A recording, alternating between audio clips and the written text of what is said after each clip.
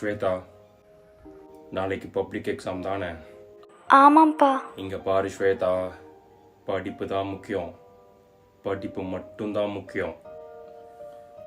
எல்லா சப்ஜெக்ட்லையும் நீ 100 out of 100 வாங்கியே தீர்ற. புரியுதா? நீ கண்டிப்பாக டாக்டர் ஆகணும். எங்கேயாவது மார்க் கம்மியாச்சுன்னு வச்சுக்கோ, ஏன் என்னெல்லாம் உன் சொந்தக்காரங்க கிட்ட பக்கத்து வீட்டுக்காரங்கிட்டலாம் பேசிட்டு இருக்க முடியாது. அடி மரணடி விழுந்துடும். புரியுதல்ல? கண்டிப்பா 100 அவுட் ஆஃப் 100 எல்லா சப்ஜெக்ட்லயும் வந்தே ஆகணும். இப்ப நைட்டு 11 மணி வரைக்கும் உட்காந்து படிக்கிற, அடுத்த நாள் காலைல 3 மணிக்கு எழுந்திரிச்சு உட்காந்து படிக்கிற. ம் சரி, ஓகேங்கப்பா, நான் படிக்கிறேன். படி.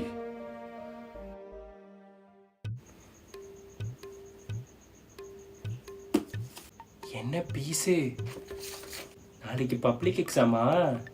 ஆமாப்பா. சரி சரி, நல்லா படி பீஸு. ஆனால் ஒன்று, உன்னோட வாழ்க்கையில் முதல் படியை நாளைக்கு தான் நீ எடுத்து வைக்க போகிற. எனக்கு ஒரே ஒரு ஆசை என்ன தெரியுமா? நீ 100க்கு 100 வாங்கணும், 90 வாங்கணும்லாம் எனக்கு ஆசை இல்லை. ஒரு 60, 70, 80 வாங்கினாவே எனக்கு போதும் பீஸு. அப்போ தான் நம்மளோட ரிலேட்டிவ்ஸு, நம்ம பக்கத்து வீட்டுக்காரங்க முன்னாடி எல்லாம் நம்ம தலை நிமிர்ந்து நடக்க முடியும். ஓகேவா? நம்ம குலதெய்வத்தை நல்லா வேண்டிக்கோ. இல்லை, நம்ம குலதெய்வம் மட்டும் இல்லை, எல்லா சமயம் நல்லா வேண்டிக்கோ. அப்போ தான் ஜெயிக்க முடியும். ஓகே? ஓகேங்கப்பா, புரிஞ்சுது, நான் பார்த்துக்கிறேன். சரி, பாரு.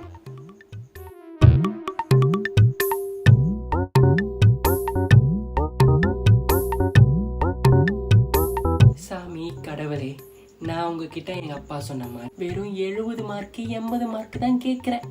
அதை எப்படியாவது என்னை எடுக்க வச்சிருங்க.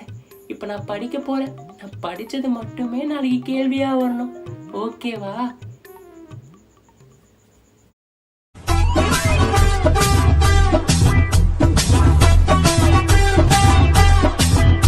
எதுக்கு மீசை இப்படி பார்க்குது? நாளைக்கு பப்ளிக் எக்ஸாமா? ஆமாப்பா. படிச்சிட்டியா? ஏதோ கொஞ்சம் படிச்சிருக்கேன். இங்கே பாரு புட்டா, எனக்கு இனி 100க்கு 100 எடுக்கணும், இல்லை 80, 70 மார்க் எடுக்கணுன்ட்டெல்லாம் எனக்கு எதுவும் கிடையாது. என்னை பொறுத்த வரைக்கும் உனக்கு அறிவு வளரணும். எல்லாரும் பண்ணுற மாதிரி இந்த புக்கில் இருக்கிறத அப்படியே மனப்பாடம் பண்ணிட்டு போய் எக்ஸாமில் வாந்தி எடுக்கிற பேச்சுக்கே இங்கே இடம் கிடையாது. நீ என்ன எக்ஸாமில் எழுதுறியோ அது முழுசாக உனக்கு புரிஞ்சிருக்கணும். புரியுதா என்ன சொல்கிறேன்னு? உனக்கு எதுவுமே புரியாமல் வெறும் மார்க் மட்டும் எடுத்து என்ன பிரயோஜனம்? நீ புரிஞ்சு படித்தாதான் உனக்கு அறிவு வளரும். அறிவு வளர்ந்தாதான் நீ ஃப்யூச்சரில் பெரிய ஆளாவ. உனக்கு அறிவு வளர்ந்து நீ 100க்கு 100 எடுத்தாலும் சரி, இல்லை 80, 70 எடுத்தாலும் சரி, ஃபெயிலாக போனாலும் சரி, எனக்கு அதை பற்றியெல்லாம் கவலை இல்லை. உன் சொந்தக்காரங்க அது பேசுவாங்க, பக்கத்து வீட்டுக்காரங்க இது பேசுவாங்க, அதெல்லாம் 1008 பேசுவாங்க. என்னை பொறுத்த வரைக்கும் நீ புரிஞ்சு படிக்கணும், உனக்கு அறிவு வளரணும். ஓகே? ஓகேப்பா, சூப்பர். போய் படி. என்ன மீசை இன்னைக்கு இவ்வளோ அறிவா பேசுது? எது? இதை படிக்க போறப்பா. போ போ போ. A few moments later. இரு, முதல்ல நாளைக்கு என்ன எக்ஸாம்னு கன்ஃபார்ம் பண்ணிக்கணும். இல்லாட்டி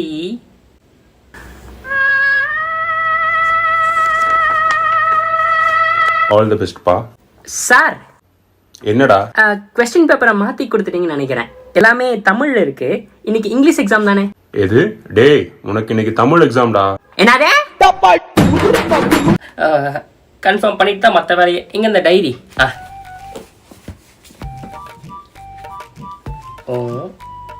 இங்கிலீஷ் தான்.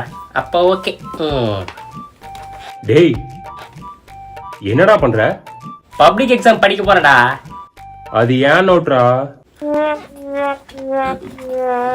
இந்தா வச்சுக்கோ. இதுலயே எனக்கு ரிசல்ட் தெரிஞ்சிச்சுடா புட்டா. என்ஜாய். சரி விட்றா, பை த மிஸ்டேக் ஆயிடுச்சு, அதுக்கு போய் உடனே.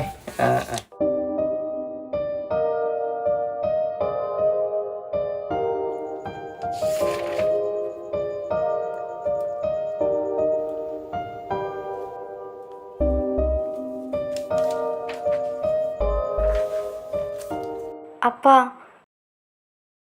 படித்து ரொம்ப தலைவலிக்குதுப்பா. நான் கொஞ்ச நேரம் தூங்கிட்டு காலையில் நேரத்தில் எழுந்து படிக்கட்டுமாப்பா? ப்ளீஸ்ப்பா. மணி 10:30 ஆச்சு. இன்னும் 30 நிமிஷம் இருக்கு. உட்காந்து படி. நாளைக்கு பப்ளிக் எக்ஸாம் வச்சுட்டு என்ன உனக்கு தலைவலி? ஓ ஓகேப்பா. இப்போ உட்காந்து படி, தப்பு கிடையாது.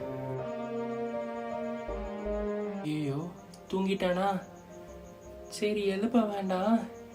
சாமி கடவுளே, எப்படியாவது என் பையனை ஒரு 70-80 மார்க் மட்டும் வாங்க வச்சிருங்க. அவனை உங்க சன்னதிக்கு கூப்பிட்டு வந்து மொட்டை போட வைக்கிறேன்.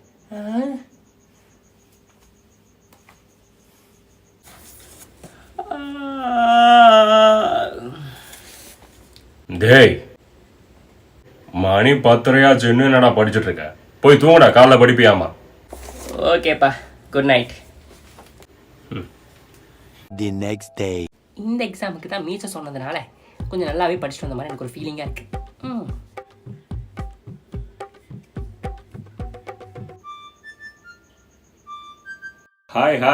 Hi students. Good morning. Good morning sir. Good morning sir.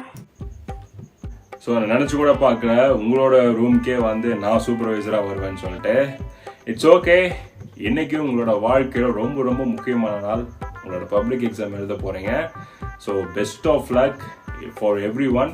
And முக்கியமான விஷயம் என்னென்னா, தயவு செஞ்சு சொல்கிறேன் ஸ்டூடெண்ட்ஸ், யாரும் பிட்டு காப்பி அப்புறம் வந்து பிட்டு பேப்பரு இதெல்லாம் எதுவுமே பண்ணிடாதீங்க. அதெல்லாம் எதுவும் இல்லை சார். அப்புறம் மாட்டிட்டிங்கன்னா உங்கள் லைஃபே வந்து காலியாயிரும். ஸோ அதை மட்டும் எதுவுமே பண்ணிடாதீங்க. ஸோ உங்கள் கொஸ்டின் பேப்பர் வந்துருச்சு. உங்கள் கொஸ்டின் பேப்பர் எல்லாத்துக்கும் கொண்டு வந்து கொடுக்குறேன். ஸோ நல்லா பார்த்துட்டு உங்கள் ஆன்சர்ஸ் எழுதாதீங்க. ஓகே, கொஸ்டின் பேப்பர் கொண்டு வரேன். Shweta, all the best. Thank you sir. Please, all the very best. Thank you sir. நான் புட்டா, ஆல் தி பெஸ்ட். நல்லா எழுது. Thank you sir. Okay students, question பேப்பரை once or twice or thrice நல்லா வந்து படிச்சு பாருங்க. நீங்கள் படித்த கேள்வி தான் வந்து கேட்டிருக்காங்களா இல்லை கொஸ்டின் வந்து ட்விஸ்ட் பண்ணி கேட்டிருக்காங்கன்னு சொல்லி நல்லா வந்து கவனிச்சு படிச்சுட்டு சூப்பராக எழுதுங்க. ஓகே, ஆஹா, நம்ம பச்சதெல்லாம் வந்திருக்குடே. ஐயோ, இந்த 5 மார்க் தெரியாதே. 100 அவுட் ஆஃப் 100 வராது போலையே. நேற்று படித்தது மட்டும்தான் கேட்டிருக்காங்க. யாரு கொஸ்டின் பேப்பர் எடுத்தாங்களோ தெரில. 100 ஆண்டு காலம் வாழ்க, நோய் நொடி இல்லாமல் வளர்க. தேங்க்யூ. ஐயோ, இப்போ என்ன பண்ணுறது?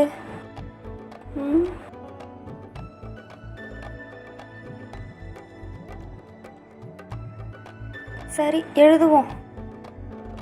1 hour later. இந்த 5 மார்க்குக்கு என்ன பண்ணுறது?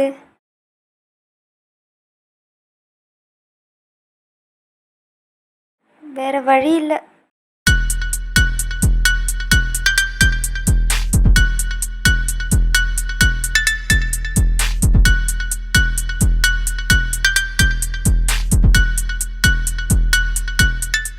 அச்சோ,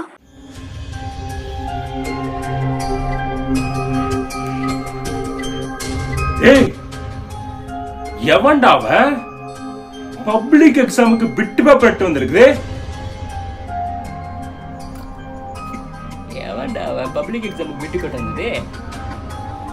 பாரு, எவன் பிட்டு பேப்பர் கொண்டு வந்தியோ ஒழுங்கா எந்திரிச்சு நின்று நானா கண்டுபிடிச்சா லைஃபே க்ளோஸ் ஆயிடும். சீக்கிரம் எந்திரிச்சிரு. எவனா இருந்தாலும் எந்திரிச்சிரு. யாரா பிட்டு பேப்பர் எடுத்து வந்து எந்திரிங்க முதல்ல. சார், நான் தான் சார். நீயா? சார் சாரிங்க சார். ஐயோ, ஏன்னா அறிவில்ல, சோத்த தானே திங்கிற.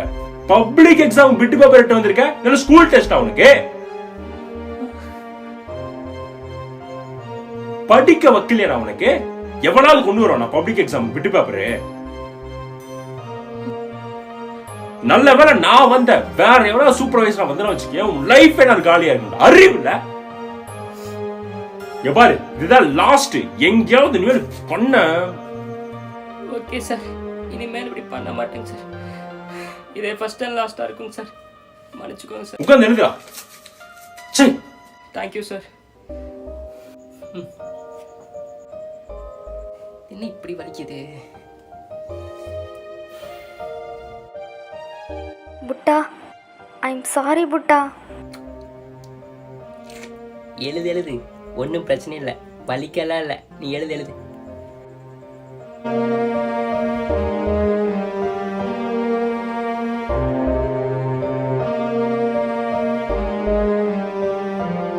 ஏ பீஸு, என்ன எக்ஸாம் நல்லா எழுதுனியா? அப்பா ரொம்ப ஈஸியா இருந்துச்சுப்பா. கண்டிப்பா 70லேருந்து 80 மார்க் நான் வாங்கிடுவேன். அப்பா, நான் கும்பிட்ட கடவுள் எதுவுமே உனக்கு கைவிடல. இதே மாதிரி அடுத்து எல்லா எக்ஸாமையும் எழுத வச்சிருங்க. கண்டிப்பா நான் சொன்ன நேர்த்திக்கடனை நான் பண்ண வச்சிடுறேன். சரியா? சரி வா பீஸு போலாம். உங்க அம்மா உனக்கு சூப்பரா சமைச்சு வச்சிருக்கா. ஓகேங்கப்பா, வாங்க போலாம். A few moments later. இந்த எக்ஸாம் தான் நான் ரொம்ப நல்லா எழுதின மாதிரியே எனக்கு ஃபீலா இருக்கு. புட்டா, ஐம் so சாரி புட்டா. ஸ்வேதா, இதுக்கெல்லாம் ஃபீல் பண்ணிட்டு இருக்காத. நான் வாங்காத அடியா எத்தனை அடி வாங்கியிருக்க, இதுக்கெல்லாம் போய் ஃபீல் பண்ணிட்டு இருக்க. இருந்தாலும் எனக்கு ரொம்ப கஷ்டமா இருக்கு புட்டா நீ அடி வாங்கினது. அதெல்லாம் ஒன்றும் பிரச்சனை இல்லை ஸ்வேதா. ஸ்கூலோட டான் நானே. இந்த அடி கூட தாங்காட்டி எப்படி? என்னடா புட்டா, பாஸ் ஆயிருவியா? நான் நம்ம மீச சொன்ன மாதிரியே புரிஞ்சதெல்லாம் எழுதி வச்சேன்டா. பாஸ் மட்டும் இல்ல, ஒரு நாள் நல்ல மார்க்கே வாங்கிடுவேன். பரவாயில்லையே, சூப்பரா புட்டா. நேத்து என் நோட்டு எடுத்து படிக்கும்போது கண்டிப்பா புட்டுக்கும் தான் நினைச்சேன். சரி விடா, அதுவே சொல்லி காட்டாத. அதான் நல்ல மார்க் வாங்கினோம்ல. ஸ்வேதா, 100 out of 100 தானே? அப்பா, இது நான் ஒரு 5 மார்க்கை விட்டேன்ப்பா. அது எனக்கு தெரியலப்பா. எது? நான் அவ்வளோ சொல்லியும் 5 மார்க்கை விட்டு வந்திருக்கியா? உன்னை அடிக்கிற அடியில இன்னைக்கு. அங்கிள் அங்கிள், எதுக்கு அங்கிள் அவளை அடிக்க போறீங்க? அவளை பாரு, 100 out of 100 வாங்கணும்னு அவ்வளோ சொன்னேன். 5 மார்க்கை விட்டு வந்திருக்கா. மார்க்கு தானே அங்கிள், போனா போயிட்டு அதுக்காக அடிக்கிறீங்க. என்ன நீ லூசு மாதிரி பேசிட்டு இருக்க? எஜுகேஷன் ரொம்ப முக்கியம். எஜுகேஷன் இல்லாட்டி ஒண்ணுமே பண்ண முடியாது. அங்கிள், நீங்க தான் அங்கிள் லூசு மாதிரி பேசிட்டு இருக்கீங்க. நான் எப்ப எஜுகேஷன் வேணானே? மார்க் தான் போனா போட்டுன்னு சொன்னேன். இந்த மார்க்குக்காக அவளை எத்தனை தடவை அடிச்சிருக்கீங்க, திட்டிருக்கீங்க. ஆனா ஒரு தடவையாவது நீ படிச்சதெல்லாம் புரிஞ்சதா இல்ல புடிச்சிருக்கான்னு சொல்லி கேட்டிருக்கீங்களா? நீங்க கேட்டதே கிடையாது. உங்களுக்கு என்ன, அவ பிறந்த உடனே டாக்டர் அப்படின்னு சொல்லி பட்டத்தை கொடுத்துட்டீங்க. ஆனா உண்மையாவே ஒரு டாக்டர் ஆகணும்னு ஆசையே இல்லை தெரியுமா உங்களுக்கு? அவளுக்கு பைலட் ஆகணும் தான் ஆசை அங்கிள். ஒண்ணு இல்ல அங்கிள், ஒரு சிம்பிள் எக்ஸாம்பிள் சொல்றேன் சரியா? பைலட்டை பத்தியோ இல்ல ஏரோப்ளேனை பத்தியோ அவகிட்ட ஏதாவது ஒரு கேள்வி கேட்டு பாருங்களேன், டக்கு டக்கு டக்குன்னு பதில் சொல்லுவா. ஆனா இதே பேசிக்கான கொஸ்டின் டாக்டர் பத்தி கேட்டு பாருங்க, ஒண்ணுமே தெரியாது அவளுக்கு. ஏன் தெரியுமா? சுத்தமா டாக்டர்ல அவளுக்கு இன்ட்ரெஸ்டே இல்ல. உங்க குழந்தைகளுக்கு எதுல இன்ட்ரெஸ்ட் இருக்கோ அதுல படிக்க வைங்க அங்கிள். அந்த ஃபீல்ட்ல அவங்க சாதிக்கலினாலும் ஒரு நல்ல பொசிஷன்லயாவது வருவாங்க. அதை விட்டு போட்டு உங்க ஆசையெல்லாம் கொண்டு போய் அந்த பொண்ணு கிட்ட திரிக்காதீங்க. உங்க குழந்தைங்க உங்க ஆசை நிறைவேற்றிருக்கு இந்த உலகத்துல வரவே இல்லை. அவங்க ஆசை நிறைவேற்றி சந்தோஷமா இருக்காக வந்திருக்காங்க. அதை முதல்ல தெரிஞ்சுக்கோ அங்கிள். நீங்க குழந்தைங்களை போட்டு டார்ச்சர் பண்ண வேண்டியது, அப்புறம் ஏதாவது தப்பான முடிவு எடுத்ததுக்கு அப்புறம் ஃபீல் பண்ண வேண்டியது. கடைசியா ஒன்னே ஒண்ணு சொல்றேன் அங்கிள், நல்லா புரிஞ்சுக்கோங்க. Education is necessary, but education with knowledge is mandatory.